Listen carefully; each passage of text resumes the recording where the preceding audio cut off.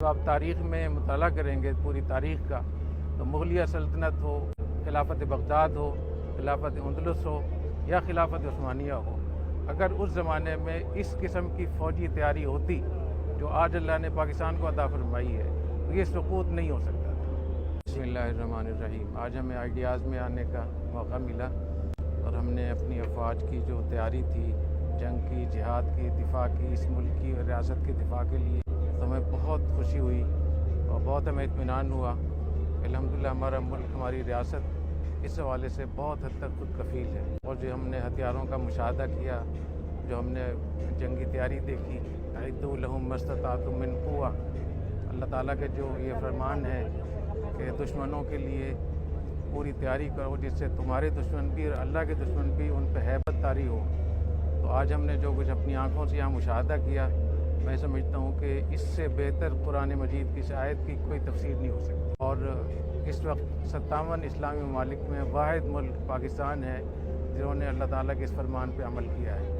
تو ہم اپنی افواج کو بہت مبارکباد پیش کرتے ہیں، اور جتنے بھی پاکستانی ہیں ان کو بھی مبارکباد پیش کرتے ہیں۔ ہمیں اس پہ فخر ہونا چاہیے، اور ہمیں فخر ہے اپنی افواج پہ، اپنی تیاری پہ۔ قرآن مجید میں اللہ تعالیٰ نے جہاد کا ذکر فرمایا ہے، مال کے ساتھ بھی جہاد کرو اور اپنی جان کے ساتھ بھی جہاد کرو، اپنی زبان کے ساتھ بھی جہاد کرنے کا حکم ہے۔ تو اس وقت اس کی ضرورت ہے کہ ہم اپنی افواج کے ساتھ مال کے ساتھ بھی کھڑے ہوں، اور زبان اور میڈیا کے ساتھ بھی، میڈیا میں بھی اپنے افواج کو ہم سپورٹ کریں، یہ ہمارے اوپر لازم ہے اور فرض ہے۔ اور یہ جو اپنی فوج کے بارے میں لوگ کہتے ہیں بجٹ کھا گئے، تو اگر آپ یہ نیت کر لیں کہ جتنا بجٹ ہمارے عوام میں سے جاتا ہے وہ ہمارا حصہ ہے فوج کے کاموں میں، تو یہ مالی جہاد کرنے کا ثواب ملے گا۔ تو یہ جو ہم اعتراض کر کر کے اپنے اجر کو بھی ضائع کرتے ہیں، اپنے ملک کو بھی بدنام کرتے ہیں، اپنا نقصان بھی کرتے ہیں، اس کی بجائے ہم اپنی افواج کے ساتھ ہم کھڑے ہوں اور ہر طریقے سے ان کی ہم خدمت کریں۔ اور خاص طور پہ ان حالات میں جب کہ روزانہ دھماکے ہو رہے ہیں، ہماری افواج کے جوان اور ہمارے افسران روزانہ جام شہادت نوش کر رہے ہیں، اور پوری دنیا کے بہت سارے ممالک وہ اس میں شریک ہیں، تو ہمیں اپنی قوم کو، ہم ریاست پاکستان کے عوام کو اپنی فوج کے ساتھ کھڑا ہونا چاہیے اور اپنی فوج کی حوصلہ افزائی کرنی چاہیے۔ اور اس موقع پہ میں خاص طور پہ یہ بھی کہوں گا کہ جو لوگ لڑ رہے ہیں ان کی حوصلہ شکنی نہ کریں، یہ بہت بری بات ہے، انتہائی بری بات ہے کہ ایسے وقت میں وہ زبان استعمال کرنا، وہ لب و لہجہ جو انڈین استعمال کرتے ہوں پاکستان کے بارے میں، یا پاکستان کے جو دشمن ہیں وہ استعمال کرتے ہوں اس لب و لہجے کو، ہمیں اس سے بہت توبہ کرنی چاہیے کہ ایسا نہ ہو کہ اللہ ہم سے ناراض ہو جائے، اللہ تعالیٰ ہمیں محروم کر دے اس سے۔ اور میں اس موقع پہ یہ بھی عرض کروں گا، جب آپ تاریخ میں مطالعہ کریں گے پوری تاریخ کا، تو مغلیہ سلطنت ہو، خلافت بغداد ہو، خلافت اندلس ہو یا خلافت عثمانیہ ہو، اگر اس زمانے میں اس قسم کی فوجی تیاری ہوتی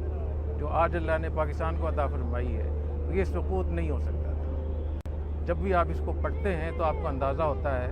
کہ وہاں بغاوت ہو رہی ہے، تو جو ہماری افواج میں نظم و ضبط ہے، جو میرٹ ہے، جو سسٹم ہے، جو یونٹی آف کمانڈ ہے، اور جو وہاں ایک آرڈر کو مانا جاتا ہے، اس کی روح ہے، اور اس کی وجہ سے پاکستان کو اللہ تعالیٰ نے ایٹمی قوت سے بھی نوازا ہے، اور 57 اسلامی ملکوں میں پاکستان کی فوج پہلے نمبر پر ہے۔ اور حقیقت یہ ہے کہ جس بجٹ میں پاکستانی فوج اپنے آپ کو چلا رہی ہے، اس بجٹ کے اعتبار سے پاکستان کی فوج کو دنیا کی پہلے نمبر کی فوج کہنا چاہیے، انصاف یہی ہے۔